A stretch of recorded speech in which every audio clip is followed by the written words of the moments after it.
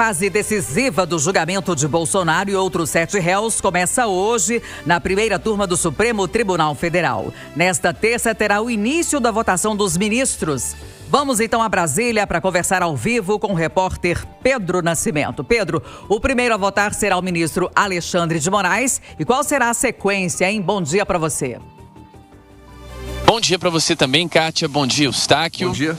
E bom dia também para todo mundo que está acompanhando a Itatiaia nessa terça-feira decisiva para o futuro do ex-presidente Jair Bolsonaro, que é o principal réu nessa ação penal que está sendo julgada no Supremo Tribunal Federal, que avalia, né, essa suspeita de uma tentativa de golpe de Estado ao fim das eleições de 2022, na qual Bolsonaro foi derrotado pelo atual presidente Luiz Inácio Lula da Silva. Bom, Kátia, hoje a grande expectativa é pelo voto do ministro Alexandre de Moraes. Ele que é o relator dessa ação penal, relator também de outras ações contra o ex-presidente Bolsonaro, e que hoje vai ter a oportunidade, a gente ainda não sabe em quanto tempo, né, ele deve apresentar o seu voto, mas ele terá a oportunidade, portanto, de apresentar o que pensa aí a respeito das suspeitas que foram levantadas pela PGR, as provas que foram trazidas nos autos do processo, e também sobre o que alega a defesa do ex-presidente e também dos outros 7 réus que estão sendo julgados pelos crimes de formação,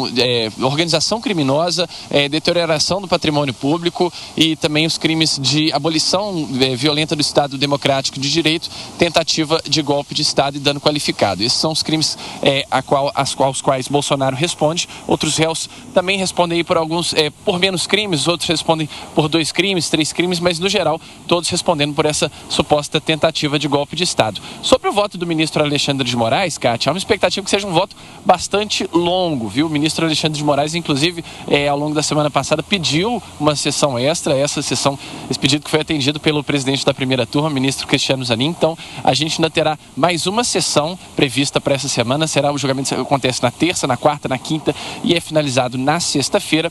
E hoje, portanto, a gente começa com esse voto do ministro Alexandre de Moraes. Após esse voto do ministro Moraes, é a vez do ministro Flávio Dino. E aí, nessa sequência, a gente tem também o voto do ministro Luiz Fux, a ministra Carmen Lúcia, e quem fecha esses votos é o ministro Cristiano Zanin, ele que é o presidente da primeira turma. Mas hoje, né, como a gente tem essa sessão na parte da manhã e outra sessão na parte da tarde, a partir das 2 até as 7 da noite, a expectativa é que sejam 2 votos longos, tanto do ministro Alexandre de Moraes quanto do ministro Flávio Dino, deixando para amanhã, portanto, o voto do ministro Luiz Fux. Claro, isso se tudo ocorrer hoje dentro da normalidade. A gente tem também a questão da análise das preliminares. Os advogados fizeram alguns pedidos aos ministros, né? Esses pedidos serão analisados, podem ser analisados antes da análise do voto em si, ou como podem ser analisados também durante o voto. Então, fica esse mistério aí para a gente saber como é que vai ser no decorrer do julgamento, mas fato é que hoje quem abre os trabalhos é de fato o relator do caso, o ministro Alexandre de Moraes. Lembrando que as defesas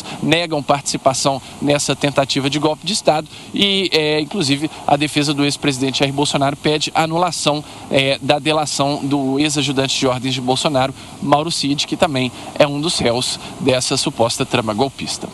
Volto com vocês, Kátia, Eustáquio. 6h38.